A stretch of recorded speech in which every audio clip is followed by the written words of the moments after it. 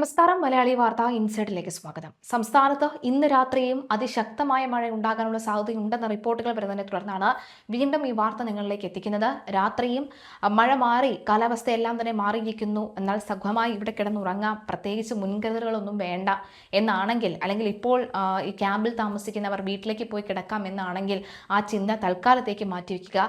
സംസ്ഥാനത്ത് വരുന്ന 2 ദിവസവും കൂടി അതിശക്തമായ മഴ ഉണ്ടാകും എന്ന റിപ്പോർട്ടുകളാണ് വരുന്നത്. 5 ദിവസം മഴയ്ക്ക് സാധ്യതയുണ്ടെന്ന് കേന്ദ്ര കാലാവസ്ഥാ വകുപ്പ് അറിയിപ്പ് നൽകിയിട്ടുണ്ട്. തെക്കൻ കർണാടകയുടെ സമീപ പ്രദേശങ്ങൾക്ക് മുകളിലും തെക്കൻ തമിഴ്നാടിനും പുതുച്ചേരിക്ക് മുകളിലും ചക്രവാത ചുഴിയും സ്ഥിതി ചെയ്യുന്നുണ്ട്. പടിഞ്ഞാറൻ ബംഗാൾ ഉൾക്കടലിന് മുകളിലായി 4.5 കിലോമീറ്റർ ഉയരത്തിൽ മറ്റൊരു ചക്രവാത ചുഴിയും സ്ഥിതി ചെയ്യുന്നു. ഈ സാഹചര്യത്തിൽ കേരളത്തിൽ 9-ാം തീയതി വരെ നേരിയതോ മിതമോ ആയ മഴയ്ക്ക് സാധ്യതയുണ്ടെന്നാണ് കേന്ദ്ര കാലാവസ്ഥാ വകുപ്പ് അറിയിച്ചിരിക്കുന്നത്. വിവിധ ജില്ലകളിൽ ഓറഞ്ച്, യെല്ലോ അലർട്ടുകൾ പ്രഖ്യാപിച്ചു. ഇന്ന് പത്തനംതിട്ട, കോട്ടയം, ഇടുക്കി, കണ്ണൂർ, കാസർഗോഡ് ജില്ലകളിൽ ഓറഞ്ച് അലർട്ടാണ്. ഓറഞ്ച് അലർട്ട് പത്തനംതിട്ട, ആലപ്പുഴ, കോട്ടയം, ഇടുക്കി, എറണാകുളം, കണ്ണൂർ, കാസർഗോഡ് ജില്ലകളിൽ നാളെയും 7-ാം തീയതി മലപ്പുറം, കോഴിക്കോട്, വയനാട്, കണ്ണൂർ, കാസർഗോഡ് ജില്ലകളിലും കേന്ദ്ര കാലാവസ്ഥാ വകുപ്പ് ഓറഞ്ച് അലർട്ട് പ്രഖ്യാപിച്ചിട്ടുണ്ട്. കേരളത്തിൽ ഒറ്റപ്പെട്ടയിടങ്ങളിൽ ശക്തമായ മഴയ്ക്കും ഓഗസ്റ്റ് 6, 7 തീയതികളിൽ ഒറ്റപ്പെട്ടയിടങ്ങളിൽ അതിശക്തമായ മഴയ്ക്കുമുള്ള സാധ്യതയാണ് പ്രവചിച്ചിരിക്കുന്നത്. 24 മണിക്കൂറിൽ 115.6 മില്ലിമീറ്റർ മുതൽ 204.4 മില്ലിമീറ്റർ വരെ മഴ ലഭിക്കുമെന്നാണ് അതിശക്തമായ മഴ എന്നതുകൊണ്ട് കേന്ദ്ര കാലാവസ്ഥാ വകുപ്പ് അർത്ഥമാക്കുന്നത്. മഴയുടെ തീവ്രത കുറഞ്ഞാലും ശനിയാഴ്ച വരെ ഒറ്റപ്പെട്ട കനത്ത മഴയുണ്ട്. കാലവർഷക്കെടുതിയിൽ ഇതുവരെ 26 പേർ മരിച്ചു, 4 പേരെ കാണാതെയായി. 5 ജില്ലകളിൽ ഓറഞ്ച് അലർട്ടും 7 ജില്ലകളിൽ യെല്ലോ അലർട്ടുമാണ്. പത്തനംതിട്ട, കോട്ടയം, ഇടുക്കി, കണ്ണൂർ, കാസർഗോഡ് ജില്ലകളിലാണ് ഓറഞ്ച് അലർട്ട്. ആലപ്പുഴ, എറണാകുളം, തൃശൂർ, പാലക്കാട്, മലപ്പുറം, കോഴിക്കോട്, വയനാട് ജില്ലകളിലാണ് യെല്ലോ അലർട്ട്. ഇടുക്കി മലങ്കര ഡാമിന്റെ 3 ഷട്ടറുകൾ കൂടി 1 മീറ്റർ വരെ ഘട്ടങ്ങളായി ഉയർത്തും. തൊടുപുഴ, മൂവാറ്റുപുഴ ആറുകളുടെ തീരത്തുള്ളവർക്ക് ജാഗ്രതാ നിർദ്ദേശം നൽകിയിട്ടുണ്ട്. ആറന്മുളയിലെ മിക്ക സ്ഥലങ്ങളിൽ നിന്നും പ്രളയജലം ഇറങ്ങി. വയനാടിനോട് ചേർന്ന ഭാഗങ്ങളിൽ മാത്രമാണ് ഇപ്പോൾ വെള്ളക്കെട്ട് ഉള്ളത്.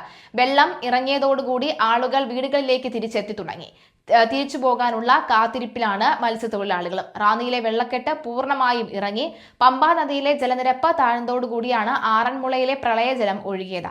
ചെങ്ങന്നൂർ, കോഴഞ്ചേരി, തിരുവല്ല, പത്തനംതിട്ട റോഡുകളിലെ വെള്ളക്കെട്ട് ഒഴുകിയതോടെ ഗതാഗതം പുനഃസ്ഥാപിച്ചു. പന്തളം ആറന്മുള റോഡിൽ കോളേജ് ജംഗ്ഷനിലെ വെള്ളക്കെട്ട് ഉണ്ടെങ്കിലും വാഹനങ്ങൾ കടന്നു പോകുന്നുണ്ട്. താഴ്ന്ന പ്രദേശത്ത് വാഹനങ്ങളെല്ലാം ഉയർന്ന പ്രദേശങ്ങൾ നിർത്തിയിട്ടിരിക്കുകയാണ്. ആളുകൾ വീടുകൾ വൃത്തിയാക്കി തിരിച്ചെത്താനുള്ള ശ്രമത്തിലാണ്. മിക്ക വീടുകളിലെയും വീട്ടുപകരണങ്ങൾ നഷ്ടമായി. മാത്രവുമല്ല, നിലവിലെ സാഹചര്യത്തിൽ ഈ മഴയുടെ തീവ്രത കുറഞ്ഞിട്ടുണ്ട് എങ്കിൽ പോലും സൂക്ഷിക്കുക. എന്തായാലും ദുരിതാശ്വാസ ക്യാമ്പുകളിലുള്ളവർക്ക്, മാറി താമസിക്കുന്നവർക്ക് 300 രൂപ വീതം ദിവസവും നൽകുമെന്ന പ്രഖ്യാപനം വന്നിട്ടുണ്ട്. മാത്രമല്ല, ഈ 8 ലക്ഷം രൂപ വരെ വീട് നഷ്ടമായവർക്ക് നൽകും എന്നുള്ള മുന്നറിയിപ്പും മുഖ്യമന്ത്രിയുടെ ഭാഗത്തു നിന്ന് വരുന്നുണ്ട്. മുഖ്യമന്ത്രിയുടെ പ്രതികരണം: മരണപ്പെട്ടവർക്ക് 8 ലക്ഷം രൂപ, 4 ലക്ഷം രൂപ SDRF-ൽ നിന്നും, 2 ലക്ഷം രൂപ CMDRF-ൽ നിന്നും, 2 ലക്ഷം രൂപ PMNRF-ൽ നിന്നും ഉൾപ്പെടെ 8 ലക്ഷം രൂപ മരിച്ചവർക്ക് കൊടുക്കും. വീട്ടിൽ വെള്ളം കയറിയ എല്ലാവരുടെയും, വില്ലേജ് ഓഫീസറുടെ, ഉദ്യോഗസ്ഥന്മാരുടെയും റിപ്പോർട്ട് അനുസരിച്ച് അവർക്ക് എല്ലാവർക്കും 10,000 രൂപ അവർക്ക് കൊടുക്കും. പിന്നെ മരിച്ചവരുടെ സംസ്കാര കർമ്മങ്ങൾ നടത്തുന്നതിന് വേണ്ടിയിട്ട് ഒരു 10,000 രൂപ അനുവദിച്ചിട്ടുണ്ട്. മുഴുവൻ ഡാമേജായ വീടുകൾക്ക് കൊടുത്തുകൊണ്ടിരുന്നത് 4 ലക്ഷം രൂപയാണ്.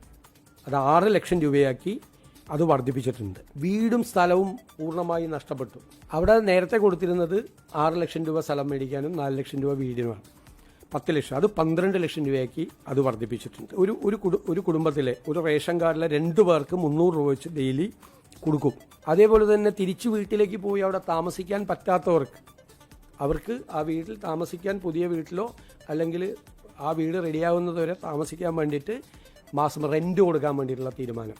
നമുക്ക് ഈ ക്രോപ്പ് അസിസ്റ്റൻസ്, അതായത് കൃഷിനാശം ഉണ്ടായാലുള്ള നഷ്ടം നമ്മൾ 25% വർദ്ധിപ്പിക്കാൻ വേണ്ടി തീരുമാനിച്ചിട്ടുണ്ട്. ഇപ്രാവശ്യം ധാരാളം കടകൾ വെള്ളം കയറി നശിച്ച് അവരുടെ നാശനഷ്ടങ്ങൾ ഉണ്ടായി, അവരുടെ ഉപജീവന മാർഗം നഷ്ടപ്പെട്ടിട്ടുണ്ട്. ആദ്യമായി അങ്ങനെ വെള്ളം കയറി കടകൾ നശിച്ചവർക്ക് ഓരോ കടയ്ക്കും 10,000 രൂപ പ്രത്യേകമായി കൊടുക്കാൻ. ഉറപ്പായിട്ടും അത് അവരുടെ അവിടെ നിന്നുള്ള മന്ത്രി റിപ്പോർട്ട് ചെയ്തിട്ടുണ്ട്. വേണ്ട നടപടികൾ സ്വീകരിക്കാൻ പറഞ്ഞിട്ടുണ്ട്. അവർക്ക് താമസിക്കാനുള്ള സൗകര്യം അങ്ങനെ വരുമ്പോൾ അവർക്കൊരു വീട്ടിൽ താമസിക്കാൻ പറ്റാവുന്ന സമയം വരെ അവർക്ക് റെന്റ് കൂടി കൊടുത്ത് വീട് താമസിക്കാനുള്ള അറേഞ്ച്മെന്റ്സ് ചെയ്യാൻ പറഞ്ഞിട്ടുണ്ട്. പ്രത്യേകിച്ച് അപേക്ഷ കൊടുക്കുകയും ചെയ്യും, നടപടികൾ സ്വീകരിക്കുകയും ചെയ്യും.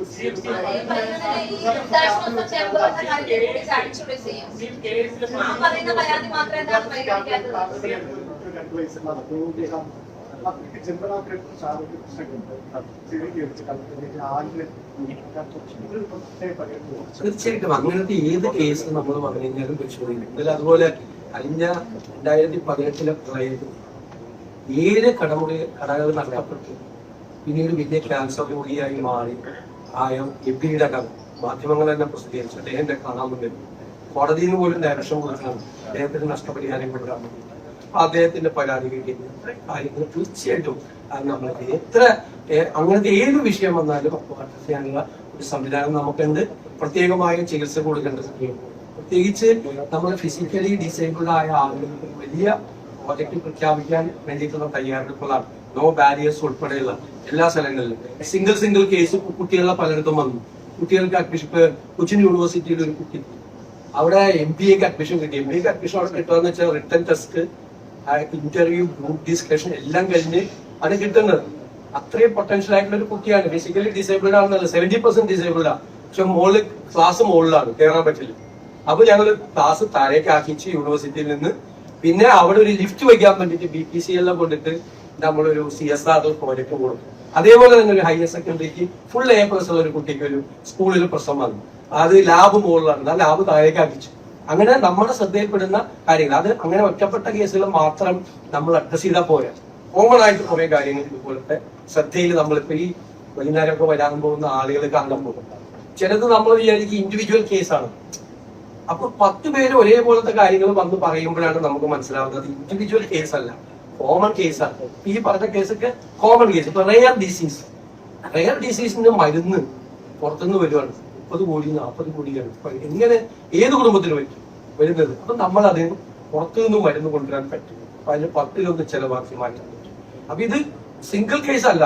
ചിലപ്പോ അതേപോലത്തെ ഒരേപോലത്തെ കേസുകൾ വരുമ്പോൾ അതൊരു കോമൺ മാറ്റർ. നമ്മുടെ ഓഫീസിൽ നമ്മൾ CMOയിൽ അത്തരം കാര്യങ്ങൾ പരിശോധിക്കാൻ വേണ്ടിയിട്ട് ഒന്നിലധികം കേസുകൾ കോമൺ കേസായിട്ട് കേരളത്തിന്റെ വിവിധ ഭാഗങ്ങൾക്ക് ഇത് ഞാനൊരു ഉദാഹരണം പറഞ്ഞു. അത് പരിശോധിച്ചിട്ട് അതിൽ ഇടപെടാൻ വേണ്ടിയിട്ടും അതിൽ നടപടിയെടുക്കാൻ വേണ്ടിയുള്ള കാര്യത്തിൽ, അതായത് നമ്മൾ ഈ പെറ്റീഷൻ മേടിച്ചു വെക്കുക, പെറ്റീഷൻ എടുത്ത് വെക്കുക, നോക്കാന്ന് പറയാ എന്നല്ല. അത് ഓരോന്നും പരിശോധിച്ചിട്ടുള്ള ഒരു വലിയ സംവിധാനം നമ്മൾ ചെയ്തിട്ടുണ്ട്. ഇത് കുറച്ചുകൂടി കഴിയുമ്പോൾ കുറച്ചുകൂടി ഇഫക്റ്റീവ് ആക്കാൻ പറ്റും. കാരണം ഡാഷ്ബോർഡ് കൂടെ വെച്ച് ഡാറ്റ ഡ്രിവൺ ആക്കി കഴിയുമ്പോൾ നമുക്ക് ചിലപ്പോൾ നമ്മളൊരു ഫോൺ കോളോട് ചിലപ്പോ നമ്മുടെ ഒരു ഉത്തരവ് കൊണ്ട് വർഷങ്ങളായി പരിഹരിക്കാതെ കിടക്കുന്ന പ്രശ്നങ്ങൾ പരിഹരിക്കാൻ പറ്റും. തീർച്ചയായിട്ടും അക്കാര്യത്തിൽ പ്രത്യേകമായി ശ്രദ്ധിക്കും.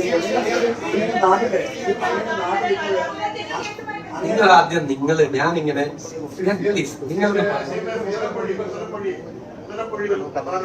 തീർച്ചയായിട്ടും ആധുനിക തുറമുഖം നൽകാവുന്ന നമ്മുടെ കരാറിലുണ്ടായി.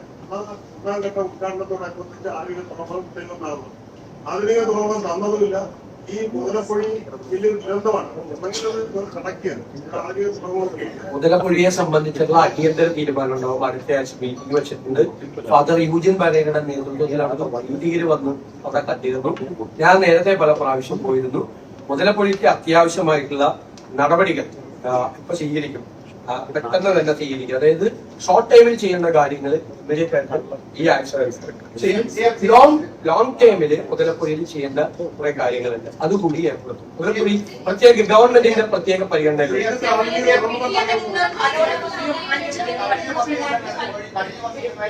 നേതാക്കൾ നടത്തുന്ന പത്രസമ്മേളനങ്ങൾ മുഴുവൻ പറയുന്നത് പ്രധാന ആരോപണം എല്ലാ പത്രസമ്മേളനങ്ങളിലും കേരളത്തിൽ മുഖ്യമന്ത്രി കളവ് പറയുന്നു എന്നാണ്. അങ്ങനെ മുഖ്യമന്ത്രി കളവ് പറയുന്നു. അത് കഴിഞ്ഞ തെരഞ്ഞെടുപ്പിന് മുമ്പ് 6 മാസക്കാലം എനിക്കെതിരെ നടത്തിയ ക്യാമ്പയിൻ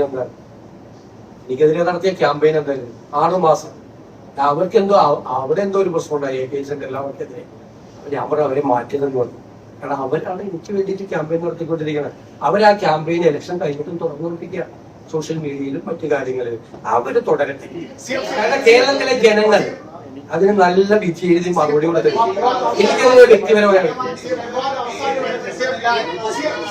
വിവാദ അവസാനിപ്പിക്കുന്ന ഒരു ചോദ്യം. അങ്ങ് കഴിഞ്ഞ ദിവസം പറഞ്ഞത് കൊച്ചിയിലേക്ക് പോയത് ഇൻവെസ്റ്റേഴ്സിനെ കാണാനെന്നാണ്. ഇന്ന് പറഞ്ഞത് കൊച്ചിയിൽ പോകുമ്പോൾ അവരെ കണ്ടു എന്നാണ്. ഏതാണ് ശരി? ഞാൻ വളരെ ക്ലിയർ ആയിട്ട് I have made it very clear.